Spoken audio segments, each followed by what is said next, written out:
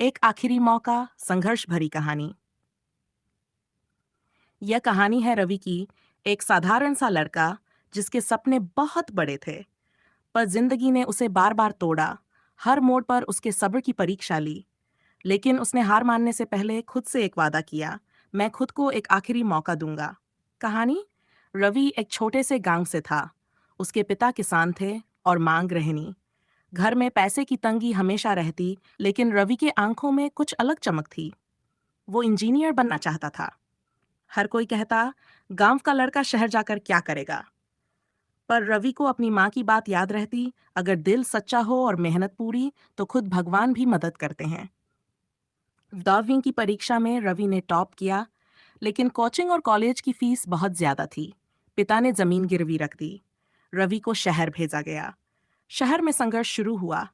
न रिश्तेदार, न सहारा, सिर्फ किताबें और एक टूटी हुई उम्मीद। कई बार भूखा सोया, कई बार लोगों के तानों ने मनोबल तोड़ने की कोशिश की, पर हर बार वो खुद से कहता, एक आखिरी मौका, और हर बार गिरकर उठता। इम्तिहान का दिन आया। वो बहुत थक चुका था। शरीर जवाब दे रहा था, पर रवि ने अपने दर्द को कलम की ताकत बना लिया। और फिर जब जब रिजल्ट आया, रवि का नाम टॉप 10 था। पूरा गांव गौरव से भर उठा। अब रवि एक नामी इंजीनियर है। उसने अपनी जिंदगी खुद बनाई, मेहनत से, सब्र से, और उस एक आखिरी मौके से। जिंदगी में कभी कभी बस एक आखिरी मौके की जरूरत होती है। हारने से पहले खुद को एक बार और आजमाओ। हो सकता है वो आखिरी मौका ही तुम्हारी जिंदगी बदल दे। बहुत बढ़िया। तो कहानी एक आखिरी मौका में हम संघर्ष के साथ गहरी दोस्ती भी शामिल करेंगे। वो दोस्ती जो मुश्किल वक्त में संबल बनती है, जो टूटे हुए सपनों को फिर से जोड़ने का हौसला देती है। अब मैं इसका पहला अध्याय लिख रहा हूँ, उपन्यास शैली में, भावनाओं और गहराई के साथ। अध्याय 1। गांव के उस मोड़ सूरज ढलने की तैयारी कर रहा था। हल्की सी हवा चल रही थी और गांव की मिट्टी में एक अलग ही सुकून था। रवि अपने स्कूल बैग के साथ उसी पुराने पगडंडी से लौट रहा था, जहां से हर रोज वो और अमन साथ चलते थे। अमन, रवि का सबसे करीबी दोस्त। बचपन से दोनों की दोस्ती ऐसी थी जैसे एक दिल में दो धड़कनें। स्कूल में कोई कुछ कह दे तो दूसरा सबसे पहले सामने खड़ा हो जाता, और जब घर में डांट पड़े तो दोनों पास के पीपल के पेड़ के नीचे जाकर चुपचाप बैठे रहते, बिना कुछ कहे। बस साथ होने से ही सब ठीक लगने लगता। अबे उठो पर बाबू, अमन ने पीछे से आवाज लगाई। इतनी जल्दी घर जा रहे हो? चल चाय पीने चलते हैं, कालू काका की दुकान पे। रवि हल्के से मुस्कराया। यार आज घर जल्दी जाना है, माँ ने कहा था कुछ जरूरी बात करनी है। अमन ने आंखें तरेरी। अच्छा, फिर मैं अकेले जाऊं? रवि रुका, उसके कंधे पर हाथ रखा और कहा, नहीं बे, तू तो मेरे साथ ही रहेगा हमेशा, चाहे गांव हो या शहर। अमन का चेहरा एक पल के लिए गंभीर हो गया। उसने रवि की आंखों में देखा और कहा, अगर तू शहर चला गया नन, तो वादा कर मुझे भूलेगा नहीं। हम जैसे दोस्त किस्मत वालों को मिलते हैं। रवि ने मुस्कुराते हुए हाथ आगे बढ़ाया। वादा। दोनों ने एक दूसरे का हाथ थाम लिया। उसी वक्त पेड़ के पीछे से ठंडी हवा आई, जैसे वक्त ने इस दोस्ती पर अपनी मुहर लगा दी हो। उन्हें नहीं पता था कि जिंदगी अब मोड़ लेने वाली है, और हर मोड़ पर यह दोस्ती परीक्षा में खड़ी होगी। कैसा भैया? अब पेश है अध्याय 2, जहां रवि का नया संघर्ष शुरू होता है और दोस्ती की असली परीक्षा आती है। अध्याय 2, शहर की पहली रात। गांव के स्टेशन पर भीड़ तो नहीं थी, पर रवि के मन में हजारों सवाल थे। माँ ने एक पुराना बैग तैयार किया था, 2 जोड़ी कपड़े, कुछ किताबें और एक लिफाफा जिसमें 500 रुपये थे। पिता ने कुछ नहीं कहा, बस पीठ थपथपाई थी। पर अमन, उसकी आंखें बार बार छिपकर भर आ रही थीं। चल बे, अब मत रुला, रवि ने हंसते हुए कहा। जितना तू रोएगा उतना ही मेरी हिम्मत कम होगी। अमन ने गले लगाते हुए धीरे से कहा, तेरे बिना ये गांव अधूरा लगेगा, और मैं भी। रवि कुछ नहीं बोला, बस ट्रेन में चढ़ गया। अमन ने उसके लिए मां के हाथ का एक छोटा डिब्बा पकड़ा। उसमें आलू के पराठे थे। रवि ने डिब्बा पकड़ा और कहा, ये दोस्ती जिंदगी भर भूख नहीं लगने देगी। शहर में पहली रात। शहर की चकाचौंध रवि के लिए नई थी। वो कोचिंग वाले हॉस्टल में पहुंचा तो देखा, कमरा बेहद छोटा, दीवारें सीलन से भरी, और खिड़की से बस शोर ही सुनाई देता था। पहली रात वो लेटा तो मां की आवाज, पिता का साया और अमन की हंसी सब याद आई। नींद नहीं आई, पर उसी वक्त उसने पराठों का डिब्बा खोला। एक कौर खाया और आंखें नम हो गई। तभी उसका फोन बजा, अमन का था। कैसा लग रहा है शहर? अमन ने पूछा।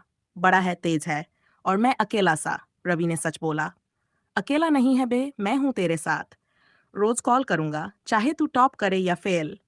दोस्ती में रिजल्ट नहीं देखा जाता, बस साथ देखा जाता है। रवि की आंखों से एक आंसू टपक पड़ा। उस दिन उसे समझ आया, शहर कितना भी बड़ा हो, एक सच्चा दोस्त पूरे शहर से बड़ा होता है।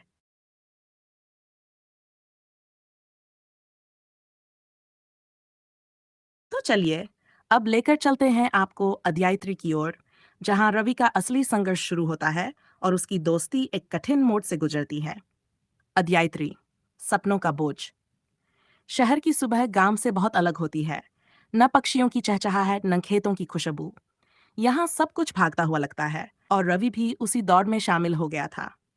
कोचिंग सेंटर में पहली क्लास ही जैसे आंखें खोल देने वाली थी। हर किसी के पास स्मार्ट नोट्स थे, महंगे फोन, और आत्मविश्वास जैसे उनके जन्म का अधिकार हो। रवि को लगा वो एक अलग ही दुनिया में आ गया है, जहां सिर्फ टॉपर ही सुने जाते हैं। हर दिन क्लास, फिर खुद से पढ़ाई, फिर रात को थक कर गिर जाना। रवि की दुनिया सिमट गई थी। अमन हर शाम कॉल करता था।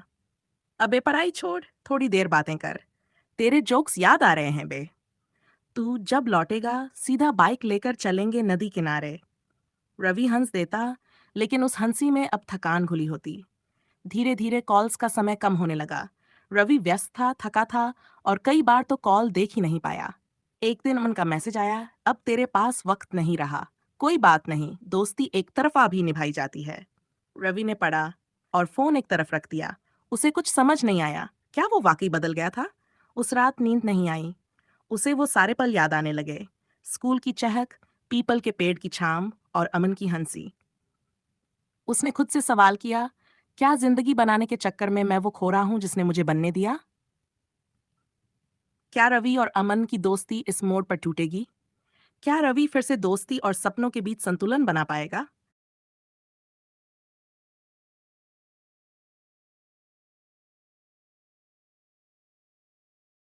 बहुत बढ़िया। अब बारी है उस मोड़ की जहां दोस्ती की डोर या तो पूरी तरह टूट सकती है, या फिर और भी मजबूत बन सकती है। पेश है अध्याय शाह, एक अधूरी। इम्तिहान नजदीक थे। कोचिंग का प्रेशर अब सांसों तक पहुंच गया था। हर कोई देर रात तक पढ़ रहा था, और रवि भी। नींद, भूख, आराम सब पीछे छूट चुका था। उस दिन रवि को अचानक बुखार आ गया। शरीर थका हुआ था, सिर फट रहा था, और किताबें खुली थीं, पर शब्द अब धुंधले लगने लगे थे। फोन एक कोने में पड़ा था। 2 मिस्ड कॉल्स। तीसरी बार घंटी बजी। रवि ने थकते हुए उठाया। अबे, तू जिंदा है? अमन की आवाज में गुस्सा भी था और चिंता भी। हाँ यार, बस थोड़ा थक गया हूँ, रवि ने बमुश्किल कहा। तू थका नहीं है, अकेला हो गया है बे, और अकेले लड़ने वाले अक्सर खुद को खो देते हैं। रवि चुप रहा। अमन की आवाज थोड़ी रुंधी हुई सी लगी। यार, आज दादी चली गई। सोचा सबसे पहले तुझे बताऊं, पर तू तो कहीं और ही खो गया है। ये सुनते ही रवि को जैसे कुछ चुभा हो। अमन, कोई बात नहीं, तू पढ़ाई कर। शायद अब हम उस जगह नहीं रहे जहां बिना बोले सब समझ जाते थे। कॉल कट गया। रवि वहीं बैठा रह गया। कमरे की दीवारें जैसे और तंग लगने लगीं। आंखों से आंसू निकल पड़े। वो समझ गया था, अब ये सिर्फ पढ़ाई की नहीं, रिश्तों को बचाने की भी लड़ाई है। और शायद ये एक आखिरी मौका था, उस दोस्ती को वापस पाने का जिसने उसे इस सफर पर चलने की हिम्मत दी थी। क्या रवि दोस्ती को फिर से बचा पाएगा, या सपनों का बोझ रिश्तों को कुचल देगा?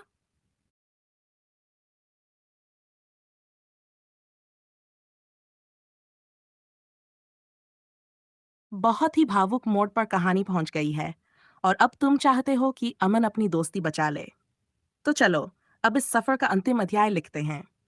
एक ऐसा अंत जहां दोस्ती फिर से खिल उठे और जिंदगी को नया अर्थ मिले। आखिरी मौका।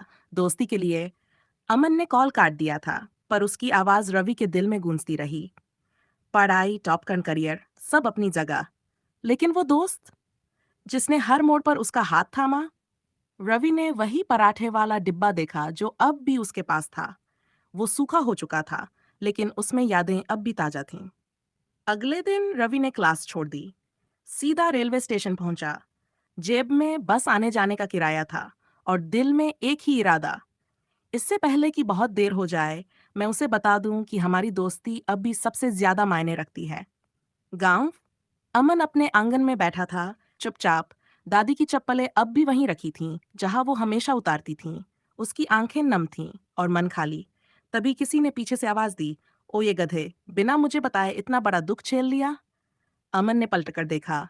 रवि खड़ा था, धूल से सना हुआ, थका हुआ, लेकिन उसकी आंखों में वो पुरानी चमक थी। अबे तू क्या कर रहा है यहाँ? रवि ने बिना कुछ कहे उसे गले लगा लिया। माफ कर यार, मैं तुझे खोने की कगार पर था, पर अब नहीं। मैं लड़ाई अकेले नहीं लड़ सकता, और जीत भी नहीं पाऊंगा अगर तू साथ नहीं होगा। अमन की आंखें भर आईं। तू आया ना? बस यही काफी है। दोस्ती बचाने के लिए अगर तू इतना कर सकता है, तो मैं पीछे कैसे हटूं? दोनों हंस पड़े, वो हंसी जो वक्त की सबसे बड़ी दीवार को भी गिरा देती है। कुछ महीने बाद रवि ने एग्जाम दिया। रिजल्ट आया और वो सिलेक्ट हो गया। लेकिन जब उसने स्टेज पर जाकर अपने संघर्ष की कहानी बताई, तो बस एक नाम सबसे पहले लिया।